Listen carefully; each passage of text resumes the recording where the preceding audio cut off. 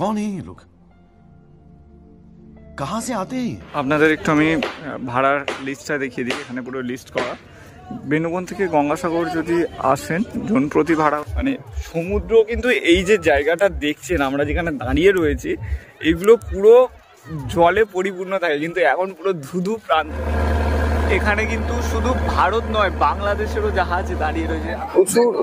আমি জলের মাঝখানেও দেখছিলাম, আশেপাশেও দেখছিলাম, এরকম অনেকেই কিন্তু এখানে রিলসও বানাচ্ছেন এবং তার সঙ্গে সমুদ্র স্নান তো রয়েছে। এই যে পুরো দ্বীপটা দেখছেন এই দ্বীপটার নাম হচ্ছে মিনন আইল্যান্ড। এটা হলো বকখালি পিকনিক গ্রাউন্ড। বেশ ভিড় জমতে শুরু করেছে আস্তে আস্তে বকখালি পিকনিক গ্রাউন্ড। কিন্তু হেঁটে কিভাবে কি আসবেন সেটা আমি পুরোটা দেখিয়ে দিলাম। একটু সময় নিয়ে আমি বলবো 5 মিনিট কষ্ট করে হেঁটে চলে আসুন। উজ্জ্বলের এক্সপ্লোর বাংলার আরও একটি নতুন ভিডিওতে আপনাদের সবাইকে স্বাগত। গঙ্গাসাগর কিভাবে আসবেন পুরো গঙ্গাসাগরটাই আপনাদের দেখালাম। এবারে গঙ্গাসাগর থেকে এসে যদি বেড়াতে যাওয়ার প্ল্যান করেন সেক্ষেত্রে এখান থেকে বকখালি যাবেন কি করে সেই রাস্তাটায় সেই রুটটায় আজকে আপনাদের দেখাবো। তো এই মুহূর্তে আমরা বেরিয়ে পড়েছি গঙ্গাসাগর থেকে এবং গঙ্গাসাগর থেকে হেঁটে আমরা যাচ্ছি মেন রোডের দিকে। ওখান থেকে কিভাবে কি যাবেন সবটাই আপনাদের সঙ্গে তুলে ধরছি। আমাদের সাথে থাকুন এবং দেখতে থাকুন এক্সপ্লোর বাংলা।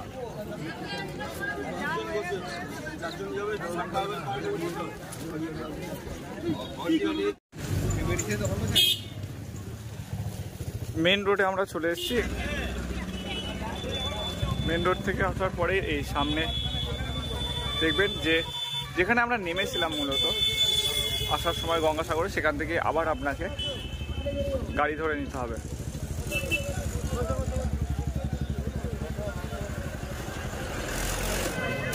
আমরা এখান থেকে অটো ধরে নিচ্ছি এবং এখান থেকে যে গাড়িগুলো রয়েছে সামনে যে ম্যাজিক কারগুলো রয়েছে ওটা 60 টাকা ভাড়া বলছে, আর অটোতে নিচ্ছে 50 টাকা বেনুবন যাওয়ার জন্য।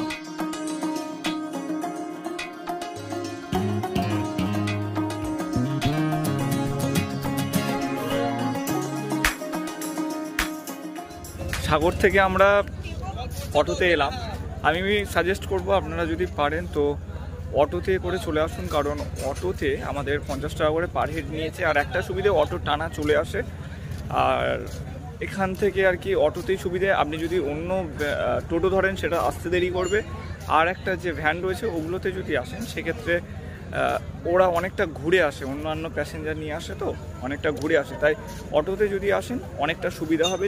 বেনুবন থেকে গঙ্গাসাগর যদি আসেন জন প্রতি ভাড়া হচ্ছে 60 টাকা করে, আর বেনুবন থেকে গঙ্গাসাগর এখানে টোটো সর্বাধিক 5 জন যদি আসেন রিজার্ভের এটা আপ ডাউন ভাড়া 520, আর অটোতে যদি আসেন সর্বাধিক 8 জন 820 টাকা ভাড়া।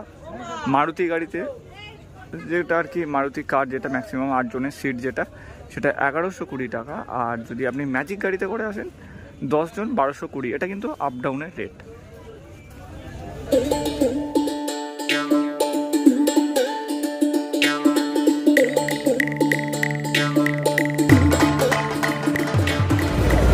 আমরা যাচ্ছি বেনুবন ঘাটে। বেনুবন ঘাটে যাওয়ার মধ্যে এই যে ছোট্ট যে ব্রিজটা না, ব্রিজটা কিন্তু দারুণ লাগে।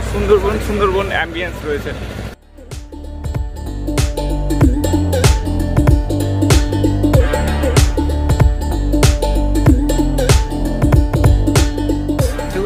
এই হচ্ছে বেনুবন জেটি, আর বেনুবন জেটি থেকে এই যে সরু একটা খাঁড়ি রয়েছে, খাঁড়ি থেকে পার হয়ে আমরা সামনে বড় নদীতে প্রবেশ করব। এই যে খাঁড়িটা পেরোনোর পরে চারদিকে যদি আপনারা তাকান, চারদিক কিন্তু পুরোপুরি একদম শুধু জল আর জল। এইভাবেই এই আমরা বড় নদীর উপর দিয়ে আমরা এবার যাব মেন নামখানার উদ্দেশ্যে। নামখানার থেকে আমরা যাব হচ্ছে বকখালিতে।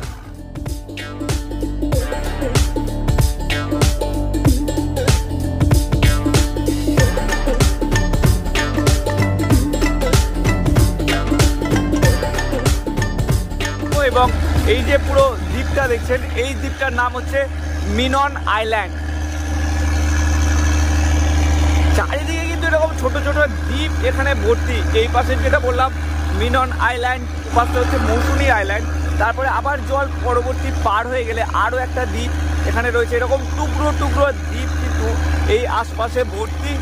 আর এই জায়গাগুলোই হয়তো পরবর্তীকালে আবার এই বাঙালিদের জন্য অফবিট ডেস্টিনেশন তৈরি হবে। কারণ আমরা দেখেছি মৌসুনী আইল্যান্ডের কথা বছরখানেক আগে কেউই জানতো না, কিন্তু আজ মৌসুনী আইল্যান্ড বাঙালিদের কাছে ভ্রমণের জন্য অন্যতম গন্তব্যস্থল। তো এই যে দ্বীপগুলো আজ আমরা দেখছি, এরকম এই ছোট ছোট দ্বীপগুলো হয়তো পরবর্তীকালে আমরা দেখব যে আমরাই হয়তো ঘুরতে আসছি আর আপনাদের সামনে তুলে ধরছি। আমরা চলে এসেছি নামখানা জেটির প্রায় কাছাকাছি, এবং যাওয়ার পথে এইরকম একটা জায়গা দেখবেন একদম কাছাকাছিতে যে এরকম পরপর অনেকগুলো কিন্তু জাহাজ দাঁড়িয়ে রয়েছে। আর এই জাহাজগুলো কেন দাঁড়িয়ে রয়েছে জানেন? কারণ এই জাহাজগুলোকে আপনি এই রুটটা যেটা দেখছেন, এই সোজা এই রুটটা দিয়ে যাওয়া যায় হচ্ছে বঙ্গোপসাগরে। তো এই রাস্তাটা ধরে প্রচুর জাহাজ চলাচল করে। এই জন্য এই নামখানা জেটি যাওয়ার ঠিক আগের মুহূর্তে এই সাইডটাতে অনেক জাহাজ আপনি এইভাবে দাঁড়িয়ে থাকতে দেখবেন। এই রুটটা সত্যি বলতে দারুণ।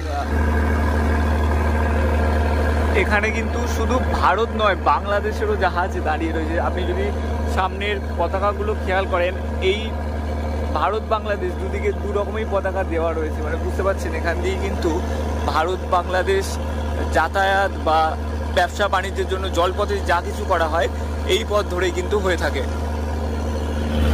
জাহাজের পাশাপাশি প্রচুর মাছ ধরার ট্রলারও কিন্তু এখানে রয়েছে। এই দেখছেন চারপাশে যত ট্রলার দেখছেন এগুলো সব মাছ ধরার ট্রলার।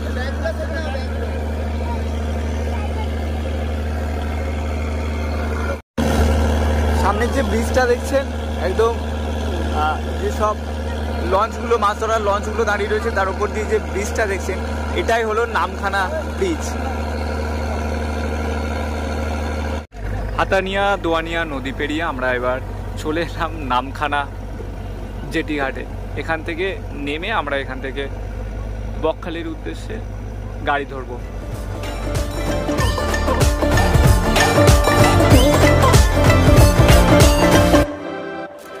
নামখানা জেটি ঘাটে আমরা নেমেছি, এবং নামখানা জেটি ঘাট থেকে নামার পরে একদম সামনে থেকে আমরা ধরে নেবো গাড়ি, যাবো বকখালি।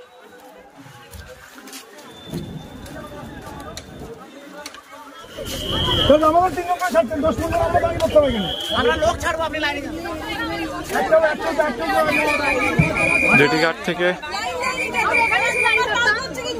সোজা আমরা তো সাগর থেকে এলাম, মানে বেনুবন থেকে আর কি নেমে এখানে এলাম। আর আসার পরে এই যে লাইনটা দেখছেন, এই লাইনটা হচ্ছে এই নামখানা ঘাট থেকে এনারা সবাই বেনুবন যাবেন। আর তার লাইন দেখুন কত বড়, সেই ওইখান থেকে শুরু হয়েছে লাইন, আর লাইন রয়েছে এই সামনে প্রায় ব্রিজের কাছাকাছি চলে গেছে। তবে আমরা এই রাস্তা দিয়ে যাব না, আমরা যাব ডান দিক ধরে এই রাস্তা দিয়ে, এবং এখান থেকে গিয়ে আমরা গাড়ি ধরবো।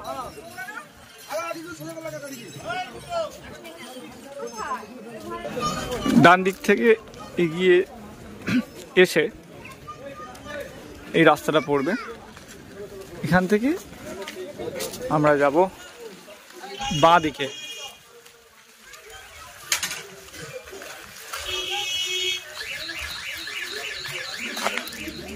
একটু হেঁটে আসতে হবে আপনার 2-3 মিনিট মতো। আমি সোজা হেঁটে এলাম, আসার পরে সামনে দেখছেন নারায়ণপুর প্রাথমিক স্বাস্থ্য কেন্দ্র বলে একটা বোর্ড লেখা রয়েছে। সোজা কিছুটা এগিয়ে আসার পর এই 3 রাস্তার মোড় পড়বে, দেখছেন সামনে দেখছেন রবিন মোবাইল। এই 3 রাস্তার মোড়ের বাঁ দিক দিয়ে একটা রাস্তা চলে গেছে, এইদিকে বাঁ দিকে একটা রাস্তা চলে গেছে, আর একটা রাস্তা চলে গেছে ডান দিকে। এই যে এখানে যে টোটোগুলো দাঁড়িয়ে রয়েছেন, এই ডান দিকে রাস্তাটা দিয়ে যাওয়া যায় নামখানা স্টেশনে।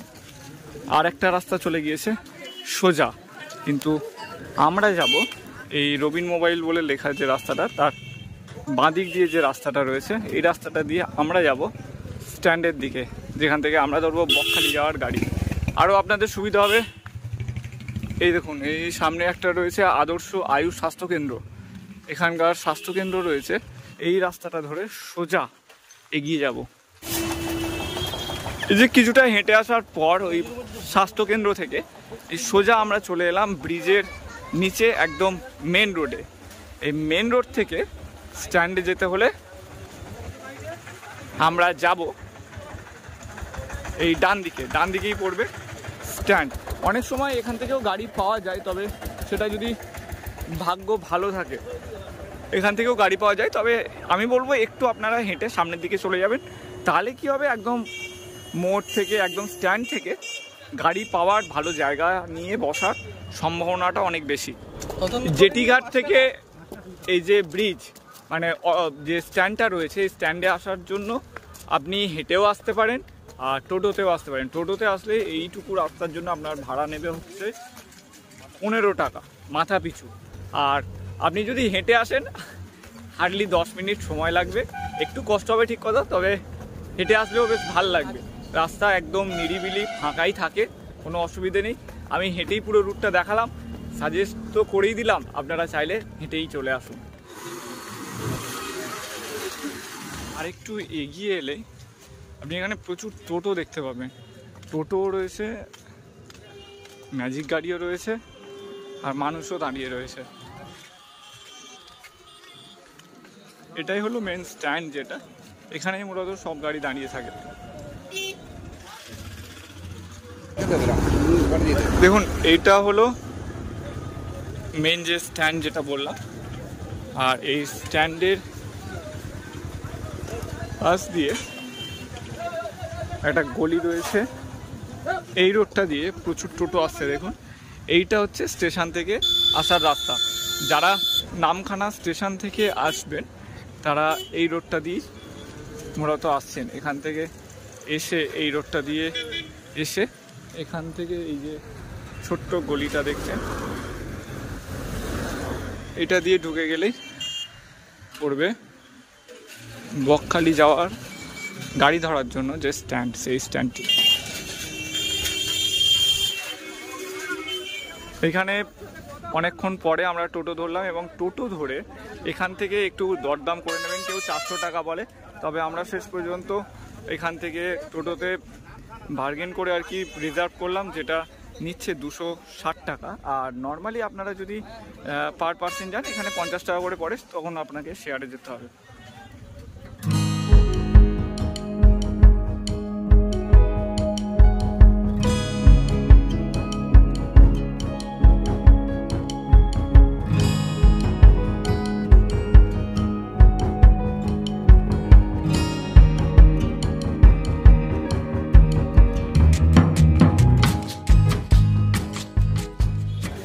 প্রায় 1 ঘন্টা পর আমরা এখানে নামলাম বকখালিতে। টোটোতে 1 ঘন্টা মতো লাগে। আপনারা চাইলে অটোতেও চলে আসতে পারেন অথবা বাসেও চলে আসতে পারেন। অটোতে ভাড়া নেয় 50 টাকা আর বাসে ভাড়া হচ্ছে 30 টাকা। সবগুলোই আপনারা নামখানা ওই যে স্ট্যান্ড থেকে ওখান থেকেই পেয়ে যাবেন। সামনে এই যে প্রচুর টোটো রয়েছে, আর এটা হচ্ছে bus stand, Bakkhali bus stand. টোটো আমাদের আরেকটু আগে নামিয়েছে, তা নামার পরে আমরা ভাবলাম যে একেবারে একটু আপনাদের এই বকখালিটা দেখিয়ে দিই। এই পাশে রয়েছে একটা চিড়িয়াখানা, চলুন দেখি। চিড়িয়াখানা গেট খোলা তো নেই মনে হচ্ছে।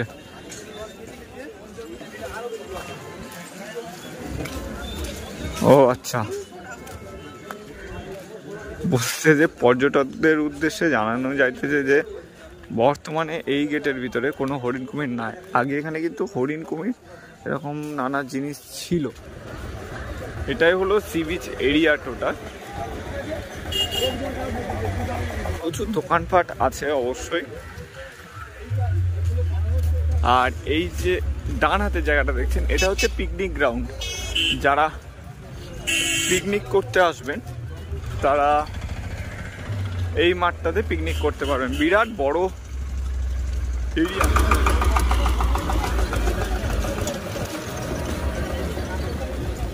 এটা হলো বকখালি পিকনিক গ্রাউন্ড। উইকেন্ডেও বেশ ভিড় জমতে শুরু করেছে আস্তে আস্তে বকখালি পিকনিক গ্রাউন্ডে। চারদিকে প্রচুর গাড়ি দেখতে পাচ্ছেন রয়েছে সাজানো, একদম এরকম ছোট ছোট দোকানিরা পসরা সাজিয়েও কিন্তু বসে পড়েছেন পিকনিক গ্রাউন্ডে। টুকটাক খাবার দাবারও আপনারা এখানে পেয়ে যাবেন। আমি গ্রাউন্ডটা ঘুরে দেখাতে চাইছি, কারণ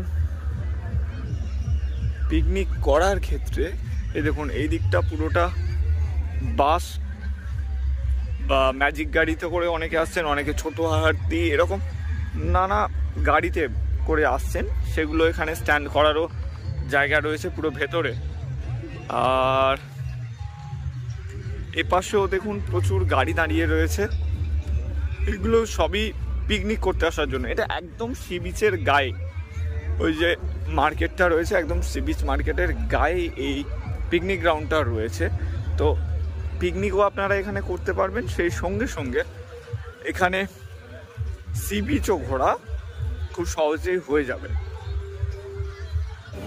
পিকনিক স্পট থেকে বেরিয়ে একদম ডান দিকের রাস্তা ধরে আমরা যাব বিচের দিকে।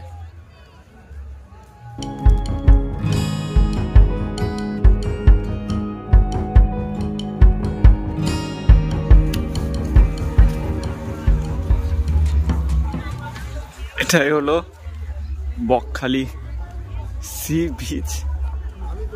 আর এই মুহূর্তে যা অবস্থা, জল এখান থেকে কয়েক প্রান্ত দূরে, কারণ দেখতে পাচ্ছেন জল অ্যাকচুয়ালি থাকেই সামনে অবধি, সেই জল সেই কোথায় চলে গেছে, লোকজন কত দূর ছুটে গেছে স্নান করবে বলে।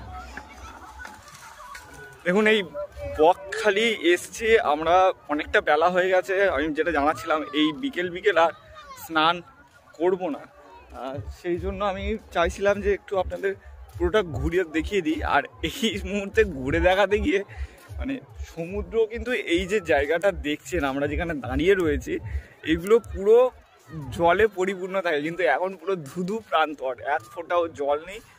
জল যতটা আছে আরও একটু হেঁটে গিয়ে তারপর, তবে প্রচুর মানুষ সেখানে রয়েছে। চলুন ওই যে দূরে দেখতে পাচ্ছেন কত মানুষ দাঁড়িয়ে রয়েছে, ওই দিকটাতেই মেনলি এখন জল যতটা থাকার ততটা রয়েছে, তবে এই জায়গাটা পুরোটা কিন্তু এখন শুকনো।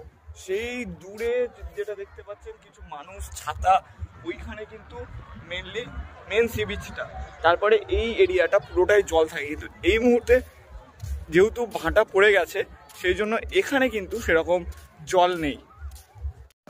দীর্ঘ 1 কিলোমিটার হেঁটে আসার পর অবশেষে দেখা পেলাম বকখালির সমুদ্রের জল।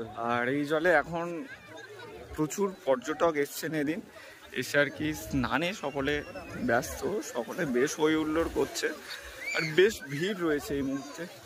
যদি পুরো বিচ জুড়ে দেখেন, এখানে কিন্তু প্রচুর এরকম ছোট ছোট মানে যেসব রিলস হয়, সেই সব রিলস বানাতেও কিন্তু অনেকেই ব্যস্ত। এখানে প্রচুর আমি জলের মাঝখানেও দেখছিলাম, আশেপাশেও দেখছিলাম, এরকম অনেকেই কিন্তু এখানে রিলসও বানাচ্ছেন, এবং তার সঙ্গে সমুদ্র স্নান তো রয়েছে। দেখুন পরপর যদি দেখেন ছোট ছোট মেয়েরা, তরুণীরা এই মুহূর্তে উপভোগও যেমন করছেন, সেই সঙ্গে ক্যামেরা বন্দি তো তারা করছেনই, আর তার সাথে সাথে তৈরি হচ্ছে ফেসবুক বা ইউটিউব রিলস বা শর্ট।